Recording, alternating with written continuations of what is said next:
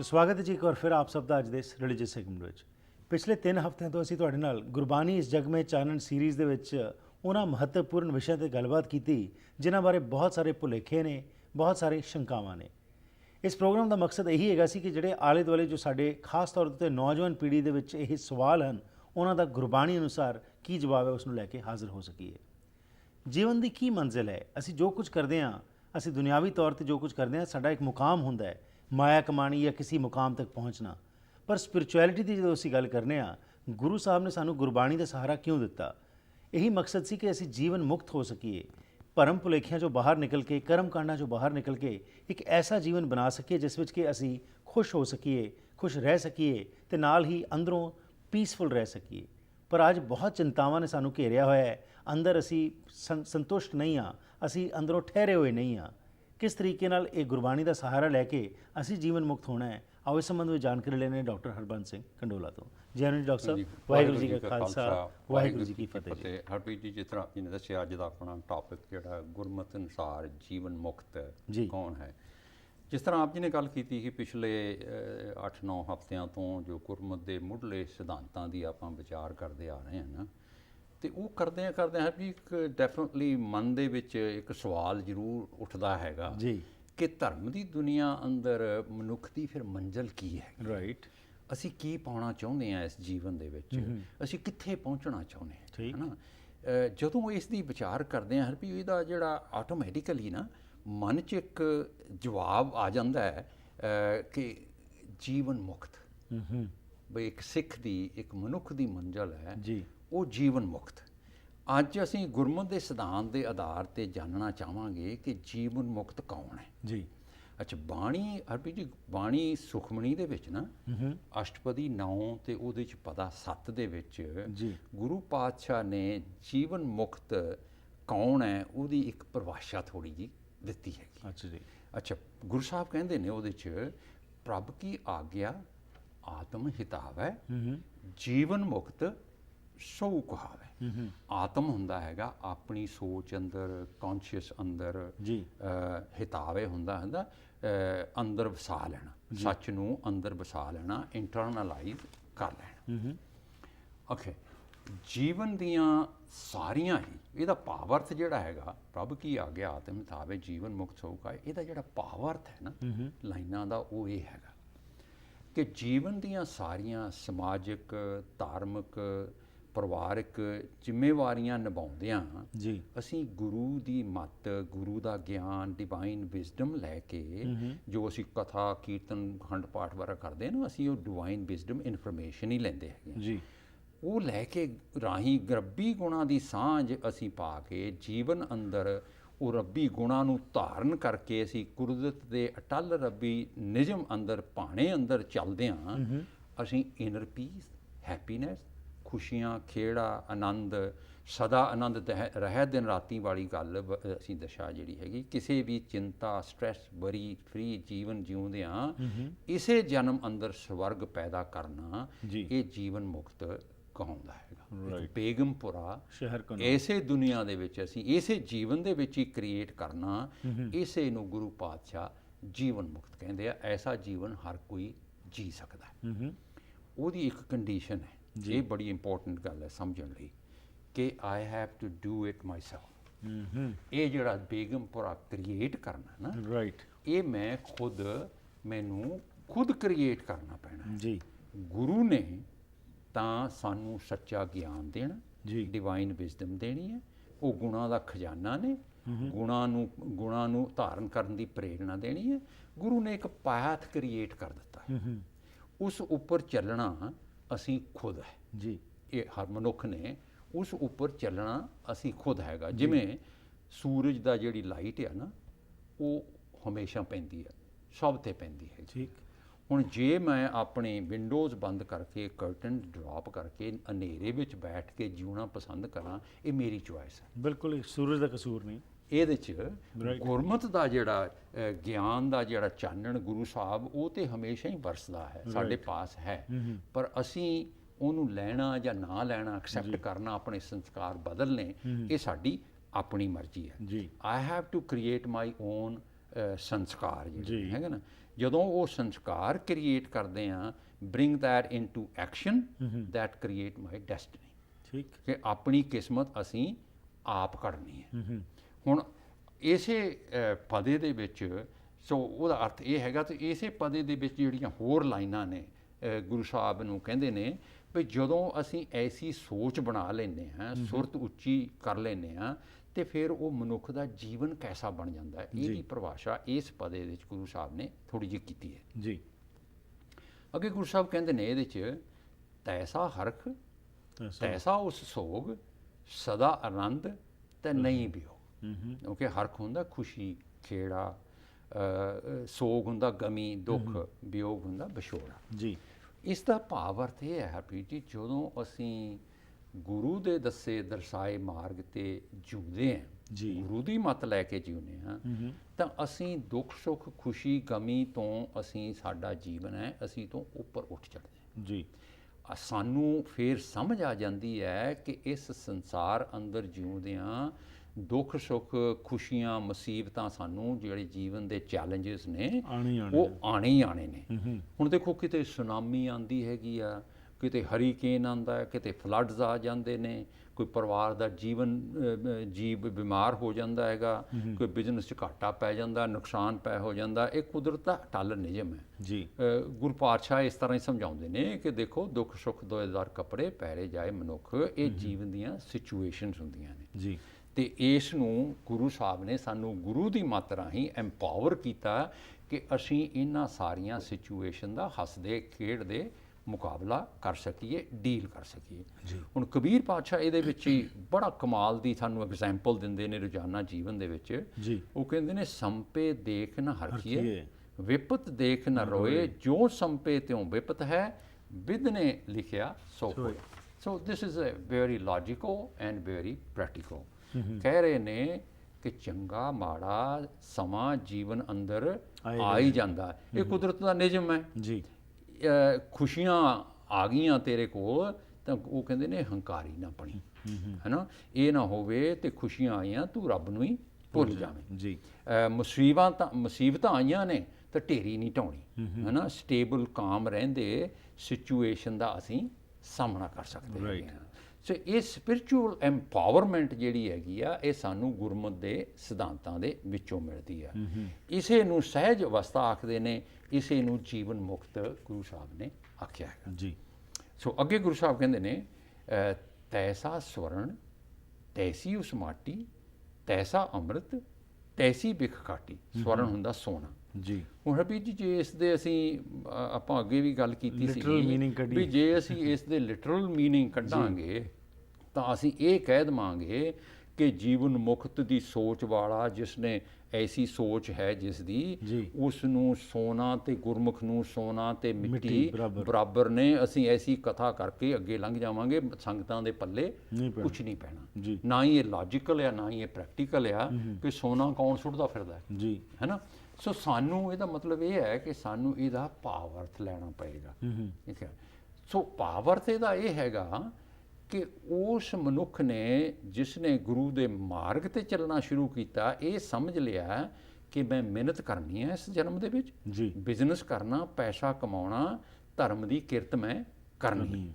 ਅੱਛਾ, ਮੇਰੀਆਂ ਖੁਸ਼ੀਆਂ, ਖੇੜਾ, ਪੀਸ, ਹੈਪੀਨੈਸ, ਮੇਰੀਆਂ ਇਹ ਜਿਹੜੀਆਂ ਹੈਗੀਆਂ ਨੇ ਪਦਾਰਥਕ ਚੀਜ਼ਾਂ, ਇਹਨਾਂ ਨਾਲ ਜੁੜਿਆ ਨਹੀਂ ਹੋਇਆ। ਮੇਰੀ ਜਿਹੜੀ ਹੈਪੀਨੈਸ ਹੈ ਇਹਨਾਂ ਤੇ ਡਿਪੈਂਡੈਂਟ ਨਹੀਂ ਹੈ।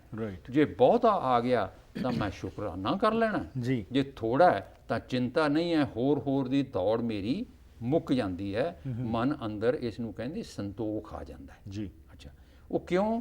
ਕਿਉਂਕਿ ਗੁਰਮਤਿ ਦਾ ਸਿਧਾਂਤ ਇਹ ਹੈ ਕਿ ਗੁਰੂ ਦੀਆਂ ਨਜ਼ਰਾਂ ਅੰਦਰ ਅਮੀਰ ਉਹ ਹੈ ਜੋ ਸੱਚ ਨਾਲ ਜੁੜਿਆ, ਜੋ ਨਹੀਂ ਪੈਸਾ ਹੁੰਦੇ ਹੋਏ ਵੀ ਗੁਰੂ ਸਾਹਿਬ ਉਹਨੂੰ ਕਹਿੰਦੇ ਨੇ ਤੂੰ ਤਾਂ ਭਾਈ ਕੰਗਾਲ ਹੈਗਾ। ਅੱਗੇ ਗੁਰੂ ਸਾਹਿਬ ਕਹਿੰਦੇ ਨੇ, ਤੈਸਾ ਅੰਮ੍ਰਿਤ ਤੈਸੀ ਬਿਖ ਕਾਟੀ। ਦੇਖੋ, ਬਿਖ ਖਾਟੀ ਹੁੰਦਾ ਵੀ ਹਾਨੀਕਾਰ ਸਮੱਸਿਆਵਾਂ, ਮੁਸੀਬਤਾਂ। ਗੁਰੂ ਕਹਿੰਦੇ ਨੇ ਅੰਮ੍ਰਿਤ ਹੁੰਦਾ ਹੈਗਾ ਸੱਚਾ ਗਿਆਨ, ਡਿਵਾਈਨ ਵਿਜ਼ਡਮ, ਗੁਰੂ ਦੀ ਮੱਤ। ਹੁਣ ਗੁਰਮਤਿ ਨੇ ਇਹ ਐਸੀ ਜਿਹੜੀ ਬਿਰਤੀ ਹੈ, ਗੁਰਮਤਿ ਬਿਰਤੀ ਹੈ, ਜਿਹੜੀ ਗੁਰਮੁਖ ਬਿਰਤੀ ਹੈ, ਉਹ ਮੁਸੀਬਤਾਂ ਸਮੱਸਿਆਵਾਂ ਦਾ ਸਾਹਮਣਾ ਹੱਸਦਿਆਂ ਪੀਸ ਕਾਮ ਚ ਰਹਿੰਦਿਆਂ ਹਮੇਸ਼ਾ ਕਰ ਲੈਂਦਾ ਹੈਗਾ। ਜੀ। ਗੁਰੂ ਸਾਹਿਬ ਕਹਿੰਦੇ ਗੁਰ ਦੇ ਅੰਮ੍ਰਿਤ ਗੁਰ ਪ੍ਰਸਾਦ ਅੰਮ੍ਰਿਤ ਵਿਖ ਖਾਟੀ। ਭਾਵ ਹੈ ਗੁਰੂ ਦੇ ਅੰਮ੍ਰਿਤ ਰੂਪੀ ਗਿਆਨ ਨਾਲ ਹੀ ਅਸੀਂ ਅਗਿਆਨਤਾ ਭਰਿਆ ਭਟਕਦਾ ਜੀਵਨ ਵੀ ਸਾਡਾ ਅੰਮ੍ਰਿਤ ਬਣ ਜਾਂਦਾ। ਸੋ ਬੇਸਿਕਲੀ ਗਿਆਨ ਜਿਹੜਾ ਹੈਗਾ ਇਹ ਆਧਾਰ ਹੈਗਾ ਜਿਸ ਨਾਲ ਕਿ ਅਸੀਂ ਜਦੋਂ ਜੀਵਨ ਵਿੱਚ ਇਸ ਨੂੰ ਗ੍ਰਹਿਣ ਕਰਾਂਗੇ ਤਾਂ ਅਸੀਂ ਜਿਉਂਦੇ ਹੋਏ ਹੀ ਮੁਕਤ ਹੋ ਸਕਨੇ ਸਾਰੀਆਂ ਮੁਕਤ ਹੋ ਸਕਦੇ ਹੈਗੇ। ਜੀ, ਇਹਦੇ ਬਾਰੇ ਹੋਰ ਗੱਲ ਕਰਨੀ ਹੈ ਜੀ। ਲੈਣੇ ਇੱਕ ਛੋਟੀ ਜਿਹੀ ਬ੍ਰੇਕ ਅਤੇ ਇਹ ਸਿਧਾਂਤ ਜਿਹੜਾ ਹੈ ਇਸ ਨੂੰ ਕਿਵੇਂ ਅਸੀਂ ਹੋਰ ਤਤਪਰ ਕਰਨਾ, ਇਸ ਨੂੰ ਹੋਰ ਮਜ਼ਬੂਤ ਕਰਨਾ ਆਪਣੇ ਅੰਦਰ, ਇਹਦੇ ਵਾਸਤੇ ਜਿਹੜੀ ਤੁਸੀਂ ਕੰਡੀਸ਼ਨਸ ਦੀ ਵੀ ਗੱਲ ਕੀਤੀ ਤੇ ਫਰਦਰ ਕੁਆਲਿਟੀਜ਼ ਜਿਹੜੀਆਂ ਨੇ ਕਿਵੇਂ ਉਹ ਇੰਬਾਈਬ ਕੀਤੀਆਂ ਜਾਣ, ਇਹਦੇ ਬਾਰੇ ਗੱਲ ਕਰਨੀ ਜੀ ਇਸ ਬ੍ਰੇਕ ਤੋਂ ਬਾਅਦ।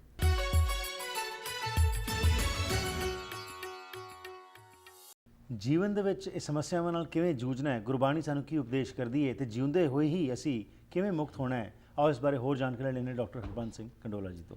ਜੀ ਡਾਕਟਰ ਸਾਹਿਬ। ਆਪਣੀ ਜੀ ਆਪਾਂ ਦੱਸ ਗਏ ਵੀ ਜਦੋਂ ਅਸੀਂ ਗੁਰਮਤਿ ਦੇ ਗੁਰੂ ਦੀ ਮੱਤ ਲੈ ਕੇ ਗੁਰੂ ਦੇ ਸਿਧਾਂਤਾਂ ਤੇ ਚੱਲਣਾ ਸ਼ੁਰੂ ਕਰ ਦਿੰਦੇ ਹਾਂ ਨਾ ਜੀ, ਅਸੀਂ ਇਸੇ ਜੀਵਨ ਅੰਦਰ ਹੀ ਸਵਰਗ ਲੱਭ ਲੈਂਦੇ ਹਾਂ। ਅਸੀਂ ਇਸੇ ਜੀਵਨ ਨੂੰ ਅੰਦਰ ਹੀ ਖੁਸ਼ੀਆਂ ਖੇੜਾ ਆਨੰਦ ਲੱਭ ਲੈਂਦੇ ਹਾਂ ਜੀ। ਕਿ ਇਸ ਮਾਰਗ ਤੇ ਚੱਲਦੇ ਹਾਂ ਦੁਨੀਆ ਦਾ ਕੋਈ ਵੀ ਇਨਸਾਨ ਹੋਵੇ, ਬਲੈਕ ਵਾਈਟ ਬਰਾਊਨ, ਗੁਰਮਤਿ ਦੇ ਮਾਰਗ ਚੱਲਦਿਆਂ ਜੀਵਨ ਮੁਕਤੀ ਹੀਅਰ ਐਂਡ ਨਾਓ ਇਸੇ ਜਨਮ ਵਿੱਚ ਹੀ ਪਾ ਸਕਦਾ।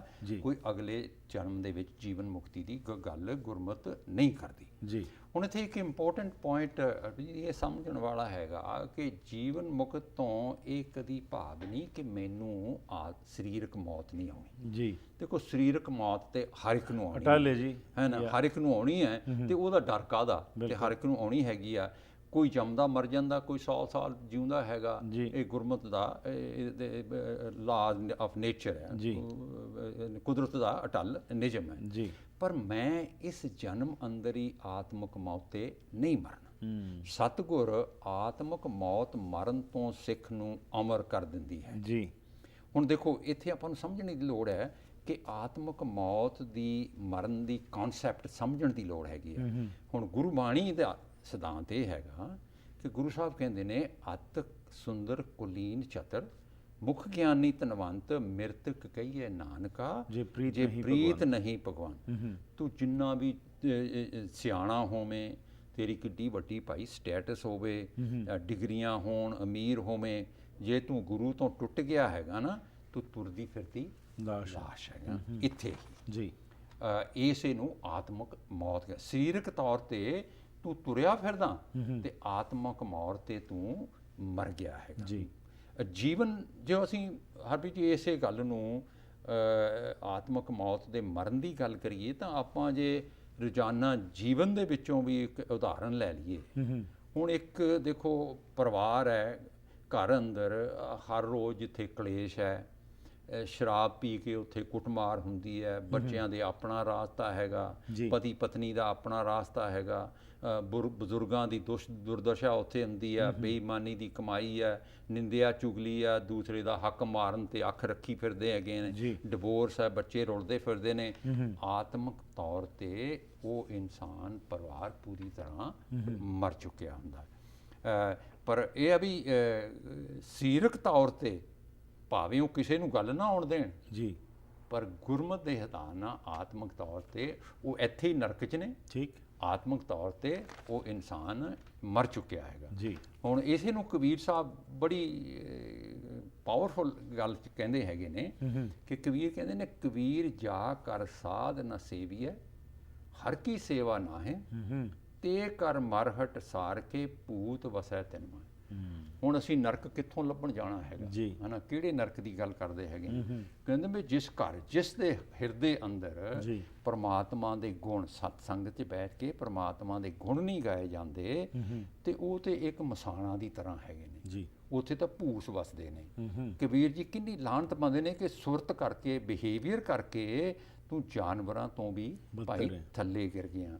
ਜੀਵਨ ਅੰਦਰ ਭਟਕਣਾ ਹੀ ਭਟਕਣਾ, ਇਸ ਤੋਂ ਅਸੀਂ ਬਾਹਰ ਨਿਕਲਣਾ ਜੀ, ਜੀਵਨ ਮੁਕਤ ਹੋਣਾ, ਰੋਜ਼ਾਨਾ ਪਲ ਪਲ ਦੀ ਆਤਮਿਕ ਮੌਤ ਤੋਂ ਅਸੀਂ ਬਾਹਰ ਨਿਕਲਣਾ। ਉਹ ਗੁਰੂ ਸਾਹਿਬ ਸਾਨੂੰ ਕਿਵੇਂ ਕੱਢਦੇ ਨੇ? ਕਹਿੰਦੇ ਨੇ ਨਾਨਕ ਸਾਧ ਸੰਗ ਜਨਮ ਮਰਨ ਸਵਾਰਿਆ ਜੀ। ਨਾਨਕ ਆਖਦੇ ਜਦੋਂ ਮੈਨੂੰ ਸੱਚਾ ਗਿਆਨ ਮਿਲ ਗਿਆ, ਡਿਵਾਈਨ ਮਿਲ ਗਈ, ਡਿਵਾਈਨ ਮਿਲ ਵਿਜ਼ਡਮ ਮਿਲ ਗਈ, ਮੈਂ ਰੱਬੀ ਗੁਣਾਂ ਦੇ ਨਾਲ ਸਾਂਝ ਪਾ ਕੇ ਇਹ ਪਲ ਪਲ ਦੀ ਆਤਮਿਕ ਮੌਤ ਤੋਂ ਮੈਂ ਅਮਰ ਹੋ ਗਿਆ। ਤੇ ਗੁਰੂ ਸਾਹਿਬ ਕਹਿੰਦੇ ਨੇ ਜਿਵੇਂ ਸ਼ਬਦ ਮਰੋ ਫਿਰ ਜੀਵੋ ਸਦ ਹੀ, ਤਾਂ ਫਿਰ ਮਰਨ ਨਾ ਹੋਈ। ਜੀ ਸੱਚਾ ਗਿਆਨ ਡਿਵਾਈਨ ਵਿਜ਼ਡਮ ਲੈ ਕੇ ਰੱਬੀ ਗੁਣਾਂ ਨਾਲ ਸਾਂਝ ਪਾਉਂਦਿਆਂ ਰਜਾ ਪਾਣੇ ਅੰਦਰ ਜੀਵਦਿਆਂ ਵਿਕਾਰਾਂ ਵੱਲੋਂ ਔਗੁਣਾਂ ਵੱਲੋਂ ਅਸੀਂ ਮਰ ਜਾਂਦੇ ਹਾਂ, ਭਾਵ ਆਪਣੀ ਸੋਚ ਵਿੱਚੋਂ ਉਹਨਾਂ ਔਗੁਣਾਂ ਨੂੰ ਕੱਢ ਦਿੰਦੇ ਹਾਂ। ਜੀ ਆਤਮਿਕ ਮੌਤ ਸਾਨੂੰ ਆਉਂਦੇ ਨਹੀਂ, ਅਸੀਂ ਹਮੇਸ਼ਾ ਪੀਸ ਆਨੰਦ ਖੇੜਾ ਦਾ ਵਾਲਾ ਜੀਵਨ ਜਿਹੜਾ ਜੀ ਸਕਦੇ ਹਾਂ। ਜੀ। ਅਸੀਂ ਇਨਰ ਪੀਸ ਲੈ ਸਕਦੇ ਹਾਂ। ਰੋਜ਼ਾਨਾ ਜੀਵਨ ਦੀ ਕਿਰਿਆ ਸਾਡੀ ਐਸੀ ਬਣ ਜਾਂਦੀ ਹੈ ਉਹਦੇ ਵਿੱਚ ਨਾ, ਜਦੋਂ ਅਸੀਂ ਉਸ ਮਾਰਗ ਤੇ ਚੱਲਦੇ ਹਾਂ ਠੀਕ। ਤੇ ਜੀਵਨ ਮੁਕਤ ਅਸੀਂ ਇੱਥੇ ਹਰ ਕੋਈ ਇਨਸਾਨ ਹਰਪ੍ਰੀਤ ਜੀ ਇਸ ਮਾਰਗ ਤੇ ਚੱਲਦੇ ਹਾਂ। ਆ ਜਿਹੜੀ ਰੋਜ਼ਾਨਾ ਦੁੱਖਾਂ ਕਲੇਸ਼ਾਂ ਦਾ ਜੀਵਨ ਹੈਗਾ ਨਾ, ਇਸ ਤੋਂ ਅਸੀਂ ਉੱਪਰ ਉੱਠ ਕੇ ਹਰ ਇਨਸਾਨ, ਪਰ ਇਹ ਵੀ ਸਾਨੂੰ ਆਪ ਕਰਨਾ ਪੈਂਦਾ। ਜਿਸ ਤਰ੍ਹਾਂ ਆਪਾਂ ਗੱਲ ਕੀਤੀ ਸੀ ਨਾ ਵੀ ਸਾਨੂੰ ਇਹ ਜਿਹੜੀ ਹਿੰਮਤ ਹੈ ਨਾ, ਇਹ ਸਾਨੂੰ ਆਪ ਕਰਨੀ ਪੈਣੀ ਹੈਗੀ ਹੈ। ਇਹਦੇ ਲਈ ਲੋਕਾਂ ਕੋਲ ਬਹੁਤਾ ਟਾਈਮ ਹੈ ਨਹੀਂ। ਰਾਈਟ। ਹੁਣ ਇੱਥੇ ਮੈਂ ਇੱਕ ਅਖੀਰ 'ਚ ਆਪਣੇ ਨਾਲ ਇਹ ਥੋੜ੍ਹੀ ਜਿਹੀ ਸਾਂਝੀ ਕਰਨਾ ਚਾਹੁੰਦਾ ਹੈਗਾ ਕਿ ਪਿਛਲੇ ਹਫ਼ਤਿਆਂ ਤੋਂ ਜੋ ਆਪਣੀ ਗੁਰਮਤਿ ਦੇ ਸਿਧਾਂਤਾਂ ਦੀ ਆਪਾਂ ਵਿਚਾਰ ਕੀਤੀ ਹੈ ਜੀ, ਸੰਗਤਾਂ ਨਾਲ ਗੁਰਮਤਿ ਦੇ ਪਿਓਰ ਸੱਚ ਦੀ, ਬਈ ਅੱਜ ਸਿੱਖ ਦੇ ਜੀਵਨ ਅੰਦਰ ਗੁਰੂ ਦੀ ਜਿਹੜੀ ਮੱਤ ਸਿੱਖਿਆ ਝਲਕਦੀ ਸਾਨੂੰ ਨਜ਼ਰ ਨਹੀਂ ਆਉਂਦੀ, ਬਹੁਤ ਘੱਟ ਨਜ਼ਰ ਆਉਂਦੀ ਹੈ। ਜੀ, ਰੱਬੀ ਗੁਣ ਸਿੱਖ ਦੇ ਜੀਵਨ ਵਿੱਚੋਂ ਸਾਨੂੰ ਦਿਖਾਈ ਨਹੀਂ ਦਿੰਦੇ, ਬਹੁਤ ਘੱਟ ਦਿਖਾਈ ਦਿੰਦੇ ਨੇ। ਪੀਸ, ਹੈਪੀਨੈਸ, ਖੁਸ਼ੀਆਂ, ਖੇੜਾ, ਆਨੰਦ ਸਾਨੂੰ ਐਸਾ ਪਰਿਵਾਰ ਬਹੁਤ ਹੀ ਘੱਟ ਦਿਖਾਈ ਦਿੰਦੇ ਨੇ। ਇਹਦਾ ਵੱਡਾ ਕਾਰਨ ਮੈਂ ਸਮਝਦਾ ਹਰਪ੍ਰੀਤ ਜੀ 2 ਮਿੰਟ ਦੇ ਵਿੱਚ ਆਪਾਂ ਡਿਸਕਸ ਕਰ ਲਈਏ ਕਿ ਇਹਦਾ ਜਿਹੜਾ ਵੱਡਾ ਕਾਰਨ ਜੋ ਮੈਂ ਸਮਝਦਾ ਹੈਗਾ ਜੀ, ਕਿ ਉਹ ਸਭ ਕੁਝ ਜੋ ਸਾਨੂੰ ਇਹ ਗਿਆਨ, ਇਹ ਸੱਚ, ਇਹ ਗੁਰੂ ਦੀ ਮੱਤ ਜਿੱਥੋਂ ਮਿਲਣੀ ਸੀ ਨਾ ਜੀ, ਧਰਮਸਾਲ ਗੁਰਦੁਆਰਿਆਂ ਅੰਦਰੋਂ, ਉੱਥੋਂ ਸਾਨੂੰ ਇਹ ਬਿਲਕੁਲ ਮਿਲ ਨਹੀਂ ਰਹੀ ਹੈ। ਅਸੀਂ ਕਿਸੇ ਦੀ ਕ੍ਰਿਟਿਸਿਜ਼ਮ ਨਹੀਂ ਹੈ, ਪਰ ਇਹ ਸੱਚ ਹੈ। ਰਾਈਟ। ਅੱਛਾ, ਦੇਖੋ ਮੈਂ ਪਿਛਲੇ ਹਫ਼ਤੇ ਕਿਤੇ ਗੁਰਦੁਆਰੇ ਗਿਆ ਸੀ ਵੀ 8-10 ਅਖੰਡ ਪਾਠ ਹੋਣੇ। ਉਹ ਸੰਗਤਾਂ ਦੀ ਬੜੀ ਭਰਮਾਰ ਹੈਗੀ ਜੀ। ਦੇਖੋ ਨਾ, ਸੰਗਤਾਂ ਦੀ ਬੜੀ ਭਰਮਾਰ ਹੈਗੀ ਹੈ। 75% ਜਿਹੜੇ ਲੋਕ ਨੇ ਉਹ ਲੰਗਰ 'ਚ ਬੈਠੇ ਨੇ, 25% ਲੋਕ ਨੇ ਉਹ ਕੀਰਤਨ ਸੁਣਦੇ ਨੇ। ਜੀ। ਜੀਵਨ ਅੰਦਰ ਗੁਰੂ ਦੀ ਮੱਤ ਲੈ ਰੱਬੀ ਗੁਣਾਂ ਨਾਲ ਸਾਂਝ ਪਾਉਣ, ਸੁਰਚੂਤੀ ਕਰਨ ਵਾਲਾ ਉੱਥੇ ਮਾਹੌਲ ਨਹੀਂ ਹੈ। ਬਿਲਕੁਲ ਮਾਹੌਲ ਜਿਹੜਾ ਹੈਗਾ ਉਹ ਉੱਥੇ ਐਸਾ ਨਹੀਂ ਮਿਲਦਾ ਹੈਗਾ। ਇੱਕ ਪਿਓਰਲੀ ਸੋਸ਼ਲ ਮੀਟਿੰਗ ਪਲੇਸ ਬਣ ਚੁੱਕਿਆ ਹੈ। ਜੀ। ਹੁਣ ਜਦੋਂ ਕੋਈ ਜਾਂਦੇ ਹੈਗੇ ਨੇ, ਓਬਜੈਕਟਿਵ ਇਹ ਹੁੰਦਾ ਕਿ ਜਿੰਨੇ ਵੀ ਉੱਥੇ ਰਿਸ਼ਤੇਦਾਰ ਗਏ ਹੈਗੇ ਨੇ, ਅਸੀਂ ਸਾਰਿਆਂ ਨੂੰ ਮਿਲਣਾ ਹੈਗਾ। ਅਸੀਂ ਮਿਲਣ ਤੋਂ ਕੋਈ ਰਹਿ ਨਾ ਜਾਵੇ, ਪਤਾ ਲੱਗੇ ਕਿ ਅਸੀਂ ਆਏ ਸੀਗੇ। ਹੁਣ ਉਹ ਓਬਜੈਕਟਿਵ ਹੀ ਨਹੀਂ ਜ਼ਿਆਦਾ ਸਾਨੂੰ ਲਰਨ ਕਰਨ ਦਾ, ਗੁਰੂ ਦੀ ਮੱਤ ਲੈਣ ਦਾ ਤੇ ਪ੍ਰਾਪਤ ਕਰਾਂਗੇ, ਫਿਰ ਅਸੀਂ ਸਾਡੇ 'ਚ ਤਬਦੀਲੀ ਕਿੱਥੋਂ ਆਏਗੀ? ਠੀਕ, ਸਾਡੀ ਤਬਦੀਲੀ ਕਿੱਥੋਂ ਆਏਗੀ? ਇਹ ਮਾਹੌਲ ਨੂੰ, ਲਰਨਿੰਗ ਮਾਹੌਲ, ਇਸ ਦੀ ਕੋਈ ਤਬਦੀਲੀ, ਕੋਈ ਇਹਦੇ ਵਿੱਚ ਕੋਈ ਚੇਂਜ ਆਵੇਗੀ? ਇਹ ਜਿਹੜੀ ਸਟਰਕਚਰ ਹੈ, I don't know, it's very difficult. Right, very difficult. ਜੀ। ਪਰ ਮੈਂ ਇੱਕ ਗੱਲ ਆਪਣੇ ਸਾਂਝੀ ਕਰਨੀ ਵੀ ਇਟਸ ਪੋਸੀਬਲ ਆ, ਅਸੀਂ ਚੇਂਜ ਕਰ ਸਕਦੇ ਹਾਂ। Right. For example Saturday Sunday 10 ਤੋਂ 11 ਵਜੇ ਤਾਈਂ ਨੋ ਲੰਗਰ। ਠੀਕ, ਕੋਈ ਲੰਗਰ ਨਹੀਂ ਹੈ। ਸਾਰੀ ਸੰਗਤ 1 ਘੰਟਾ, ਗੁਰਦੁਆਰੇ ਦੀ ਕਮੇਟੀ ਇਹ ਕੋਸ਼ਿਸ਼ ਕਰੇ ਕਿ ਅਸੀਂ ਇਹਨਾਂ ਨੂੰ ਅੱਜ ਕੋਈ ਗੁਰਮਤ ਦੀ, ਗੁਰੂ ਦੀ ਮੱਤ ਦੀ ਗੱਲ ਇੱਥੋਂ ਦੇ ਕੇ ਭੇਜਣਾ ਹੈਗਾ। ਠੀਕ, ਉਹ 1 ਘੰਟਾ ਕੌਨਸਨਟ੍ਰੇਸ਼ਨ ਦੇ ਨਾਲ ਐਸੇ ਕੋਈ ਪ੍ਰਚਾਰਕ ਜਾਂ ਜਿਹੜੇ ਕੋਈ 15 ਮਿੰਟ ਲਈ ਕੋਈ ਮੈਸੇਜ ਦੇ ਸਕਣ, ਜਿਹੜੀ ਪਰਿਵਾਰ ਆਪਣੇ ਘਰੇ ਲਿਜਾ ਸਕਣ। ਦਿਸ ਇਜ਼ ਅ ਪੋਸੀਬਿਲਿਟੀ ਹੈ ਵੀ ਰਾਈਟ, ਵੀ ਹੋ ਸਕਦਾ, ਕੀਤਾ ਜਾ ਸਕਦਾ ਹੈ। ਠੀਕ, ਜੇ ਅਸੀਂ ਕਰਨਾ ਚਾਹੀਏ ਜੀ। ਬਿਲਕੁਲ। ਤੇ ਜਾਂ ਸ਼ਾਮ ਨੂੰ ਹੈਗਾ 7 ਤੋਂ 8, 1 ਘੰਟਾ। Right, complete concentration. ਅਸੀਂ ਪਰਿਵਾਰਾਂ ਨੂੰ ਗੁਰੂ ਦੀ ਕੋਈ ਮੱਤ ਦਾ ਕੋਈ ਮੈਸੇਜ ਜਿਹੜਾ ਉਹ ਇੱਥੋਂ ਲਿਜਾ ਸਕਣ ਤੇ ਆਪਣੇ ਲਿਜਾ ਕੇ ਰੋਜ਼ਾਨਾ ਜੀਵਨ ਦੇ ਵਿੱਚ ਪ੍ਰੈਕਟੀਕਲ ਕਰ ਸਕਣ। ਆਈ ਡੋਂਟ ਨੋ, ਇਹ ਸਟਰਕਚਰ ਹੈਗੀ ਆ ਵੀ change possible, it is possible, ਹੋ ਸਕਦੀ ਹੈ। ਅਦਰਵਾਈਜ਼ ਤਾਂ ਫਿਰ ਜੋ ਅਸੀਂ ਦੇਖਦੇ ਹੈਗੇ ਆ ਅੱਜ, ਜਿਸ ਤਰ੍ਹਾਂ ਆਪ ਜੀ ਨੇ ਐਗਜ਼ਾਮਪਲਾਂ ਦਿੱਤੀਆਂ ਸੀਗੀਆਂ, ਬਈ ਜੋ ਕਿਰਦਾਰ ਹੈ ਉਹ ਸਾਡੇ ਸਾਹਮਣੇ ਹੈ ਤੇ ਅਸੀਂ ਮਿਸ ਕਰ ਰਹੇ ਹਾਂ, ਅਸੀਂ ਬਹੁਤ ਕੁਝ ਮਿਸ ਕਰ ਰਹੇ ਹਾਂ ਜੀਵਨ ਦੇ ਵਿੱਚ। ਜੋ ਪੀਸ ਆਨੰਦ ਅਸੀਂ ਲੈਣਾ ਸੀਗਾ ਬਿਲਕੁਲ ਉਹ ਅਸੀਂ ਲੈ ਨਹੀਂ ਰਹੇ। ਐਬਸੋਲੂਟ ਡਾਕਟਰ ਸਾਹਿਬ, ਅਸੀਂ ਕੰਪਾਰਟਮੈਂਟਲਾਈਜ਼ ਕਰ ਦਿੱਤਾ ਧਰਮ ਨੂੰ ਕਿ ਧਰਮ ਦਾ ਇੱਕ ਵੱਖਰਾ ਖਾਨਾ ਹੈਗਾ, ਬਸ ਇੰਨਾ ਕੁ ਅਸੀਂ ਪੂਰਤੀ ਕੀਤੀ ਤੇ ਸਾਡੀ ਧਾਰਮਿਕ ਕਿਰਿਆਵਾਂ, ਧਾਰਮਿਕ ਜਿਹੜੀ ਸਾਡੀ ਡਿਊਟੀ ਸੀ ਉਹ ਖਤਮ ਹੋ ਗਈ। ਰੋਜ਼ਮਰਾ ਜ਼ਿੰਦਗੀ ਦੇ ਵਿੱਚ ਜਦੋਂ ਅਸੀਂ ਅਡਾਪਟ ਨਹੀਂ ਕਰ ਰਹੇ, ਉਹੀ ਕਾਰਨ ਹੈ ਕਿ ਅੱਜ ਜੋ ਕੁਝ ਸਾਡੇ ਸਾਹਮਣੇ ਆ ਰਿਹਾ, ਕਿੱਥੇ ਉਹ ਸਮਾਂ ਸੀ ਕਿ ਸਿੱਖ ਦੇ ਕਿਰਦਾਰ ਦਾ ਐਗਜ਼ਾਮਪਲ ਦਿੱਤਾ ਜਾਂਦਾ ਸੀ ਤੇ ਅੱਜ ਜਿਹੜਾ ਹੈਗਾ ਸਾਡੇ ਸਾਹਮਣੇ ਸਭ ਕੁਝ ਹੋ ਰਿਹਾ। ਸੋ ਸੈਲਫ ਐਨਾਲਿਸਿਸ ਦੀ ਜਿਹੜੀ ਤੁਸੀਂ ਇਹ ਟੌਪਿਕਸ ਲੈ ਕੇ ਆਉਂਦੇ ਹੋ ਕਿ ਜ਼ਰੂਰਤ ਹੈਗਾ ਕਿ ਸੈਲਫ ਐਨਾਲਾਈਜ਼ ਕਰੀਏ ਕਿ ਕਿੱਥੇ ਕੁਝ ਖਰਾਬੀ ਹੋ ਗਈ ਤੇ ਜੀਵਨ ਮੁਕਤੀ ਦਾ ਜਿਹੜਾ ਅੱਜ ਅਸੀਂ ਗੱਲਬਾਤ ਕੀਤੀ ਹੈਗੀ ਹੈ ਕਿ ਇਹ ਸਾਨੂੰ ਆਪ ਹੀ ਕਰਨਾ ਪੈਣਾ। ਪਰ ਅੱਜ ਮੈਂ ਚਾਹ ਰਿਹਾ ਕਿ ਮੇਰੇ ਵਾਸਤੇ ਕੰਡੋਲਾ ਸਾਹਿਬ ਅਰਦਾਸ ਕਰ ਦੇਣ, ਮੇਰੇ ਵਾਸਤੇ ਇੱਕ ਗ੍ਰੰਥੀ ਜੋ ਹੈ ਇਹ ਕਰ ਦੇ, ਅਖੰਡ ਪਾਠ ਰਾਹੀਂ ਮੈਂ ਸਾਰਾ ਕੁਝ, ਮੇਰੀ ਸਮੱਸਿਆਵਾਂ ਹੱਲ ਹੋ ਜਾਣਗੀਆਂ। ਲੇਕਿਨ ਇਹ ਨਹੀਂ ਹੈ, ਕਿਉਂਕਿ ਇਹ ਤਾਂ ਫਿਰ ਜੇਕਰ ਕਨਸੈਪਟ ਹੁੰਦਾ ਤਾਂ ਫਿਰ ਸ਼ਾਇਦ ਗੁਰੂ ਨਾਨਕ ਸਾਹਿਬ ਨੂੰ ਇੱਕ ਨਵੇਂ ਧਰਮ ਦਾ ਇਹ ਕਰਨ ਦੀ ਲੋੜ ਹੀ ਨਹੀਂ ਸੀ, ਇਸ ਦੀ ਸਥਾਪਨਾ ਕਰਨ ਦੀ, ਕਿਉਂਕਿ ਪਹਿਲਾਂ ਹੀ ਇਹ ਸਭ ਕੁਝ ਚੱਲ ਰਿਹਾ ਸੀ। ਸੋ ਆਸ ਕਰਦੇ ਹਾਂ ਕਿ ਜਿਹੜੀ ਤੁਸੀਂ ਇਹ ਗੱਲਬਾਤ ਕੀਤੀ ਇਸ ਵਿੱਚੋਂ ਕੁਝ ਨਾ ਕੁਝ ਸਾਨੂੰ ਸੇਧ ਮਿਲੇ ਅਤੇ ਇਸ ਦੇ ਉੱਤੇ ਕੁਝ ਨਾ ਕੁਝ, ਕਿਉਂਕਿ ਇਹ ਜਿਹੜਾ ਬੇਸਿਕਲੀ ਫੋਕਸ ਅਸੀਂ ਕੀਤਾ ਸੀ ਆਪਣੇ ਨੌਜਵਾਨਾਂ ਨੂੰ, ਉਹਨਾਂ ਦੇ ਮਨਾਂ 'ਚ ਜਿਹੜੀਆਂ ਚਿੰਤਾਵਾਂ ਨੇ, ਪ੍ਰਸ਼ਨ ਨੇ, ਉਹ ਵੀ ਚਾਹੁੰਦੇ ਨੇ ਕਿ ਅਸੀਂ ਅੰਗ ਬਣੀਏ ਇਸ ਵਿਸ਼ਾਲ ਧਰਮ ਦਾ। ਲੇਕਿਨ ਜਦੋਂ ਇਹ ਸਭ ਕੁਝ ਦੇਖਦੇ ਨੇ, ਕਰਮ ਕਾਂਡ ਜੋ ਕੁਝ ਸਿਧਾਂਤ ਦੇ ਉਲਟ ਹੋ ਰਿਹਾ ਹੈ, ਤਾਂ ਕਹਿੰਦੇ ਨੇ ਕਿ ਅਸੀਂ ਬਾਹਰ ਹੀ ਰਹੀਏ, we don't want to be a part of this match. ਤੁਹਾਡਾ ਬਹੁਤ ਬਹੁਤ ਧੰਨਵਾਦ ਜੀ for raising up this issues. Thank you very much. Waheguru ji ਕਾ ਖਾਲਸਾ, ਵਾਹਿਗੁਰੂ ਜੀ ਕੀ ਫਤਿਹ ਜੀ। ਤੋ ਇਸ ਦੇ ਨਾਲ ਹੀ ਕਰਦੇ ਹਾਂ ਜੀ ਅੱਜ ਦੇ ਇਸ ਪ੍ਰੋਗਰਾਮ ਦੀ ਸਮਾਪਤੀ। ਫੀਡਬੈਕ ਲਈ 604 603 7555 ਜਾਂ ਫਿਰ ਈਮੇਲ ਰਾਹੀਂ ਸੰਪਰਕ ਕਰ ਸਕਦੇ ਹੋ harpreetsingh@gmail.com। ਡਾਕਟਰ ਹਰਬੰਸ ਸਿੰਘ ਕੰਡੋਲਾ ਜਿਹੜੇ ਕਿ ਪਿਛਲੇ ਕੁਝ ਸਮੇਂ ਤੋਂ ਸਾਡੇ ਕੋਲ ਇੱਥੇ ਆ ਰਹੇ ਸਨ, ਇਹ ਜਿਹੜੇ ਪ੍ਰੋਗਰਾਮਸ ਦੇ ਉੱਤੇ ਅਸੀਂ ਡਿਸਕਸ਼ਨਸ ਕਰਦੇ ਹਾਂ, ਇਹ ਕੋਈ ਸੌਖਾ ਨਹੀਂ ਹੁੰਦਾ। ਡਾਕਟਰ ਸਾਹਿਬ ਕਾਫੀ ਰਿਸਰਚ ਕਰਕੇ ਆਉਂਦੇ ਨੇ, ਇੱਕ ਟੌਪਿਕ ਨੂੰ 8-8 10-10 ਘੰਟੇ ਲੱਗ ਜਾਂਦੇ ਨੇ, ਕਿਉਂਕਿ ਸੀਮਤ ਸਮੇਂ ਵਿੱਚ ਮੈਸੇਜ ਵੀ ਦੇਣਾ ਤੇ ਗੁਰੂ ਦੇ ਸਿਧਾਂਤ ਨਾਲ ਜੋੜਨਾ ਕਈ ਵਾਰੀ ਬਹੁਤ ਔਖਾ ਹੋ ਜਾਂਦਾ। ਲੇਕਿਨ ਇਹਨਾਂ ਨੇ ਜੋ ਮਿਹਨਤ ਕੀਤੀ ਉਸ ਲਈ ਅਸੀਂ ਇਹਨਾਂ ਦੇ ਧੰਨਵਾਦੀ ਹਾਂ। ਤੇ ਨਾਲ ਜੇਕਰ ਤੁਹਾਡੇ ਕੋਲ ਵੀ ਕੋਈ ਸਵਾਲ ਹੋਣ ਤਾਂ ਸਾਡੇ ਤੱਕ ਜ਼ਰੂਰ ਪਹੁੰਚਾਉਣਾ, ਤਾਂ ਕਿ ਅਸੀਂ ਉਹਨਾਂ ਦੇ ਉੱਤੇ ਵੀ ਆਉਣ ਵਾਲੇ ਸਮੇਂ ਦੇ ਵਿੱਚ ਵਿਸ਼ੇ ਦੇ ਉੱਤੇ ਡਿਸਕਸ਼ਨ ਕਰ ਸਕੀਏ। ਡਾਇਰੈਕਟਲੀ ਵੀ ਜੇਕਰ ਤੁਸੀਂ ਗੱਲਬਾਤ ਕਰਨਾ ਚਾਹੋ ਡਾਕਟਰ ਹਰਬੰਸ ਸਿੰਘ ਕੰਡੋਲਾ ਨਾਲ, ਤਾਂ ਫੋਨ ਕਰ ਸਕਦੇ ਹੋ 6048391308 ਦੇ ਉੱਤੇ। ਸੋ ਜ਼ਰੂਰ ਇਹ ਪ੍ਰੋਗਰਾਮਸ ਜੇਕਰ ਕਿਸੇ ਵਜ੍ਹਾ ਨਾਲ ਨਹੀਂ ਦੇਖ ਸਕ ਰਹੇ ਤਾਂ youtube.com/harpreetsingh ਤੇ ਵੀ ਜਾ ਕੇ ਦੇਖ ਸਕਦੇ ਹੋ। ਤੇ ਅੱਜ ਦੇ ਇਸ ਟੈਕਨੋਲੋਜੀ ਭਰੇ ਯੁੱਗ ਵਿੱਚ ਫੇਸਬੁੱਕ, ਟਵਿੱਟਰ ਤੇ ਵੀ ਸਾਡੇ ਨਾਲ ਸੰਪਰਕ ਕਰ ਸਕਦੇ ਹੋ। ਸੋ ਲੈਣਾ ਜੀ ਆ ਗਿਆ, ਫਿਰ ਮੁਲਾਕਾਤ ਕਰਾਂਗੇ, ਤਦ ਤੱਕ ਗੁੱਡ ਬਾਏ।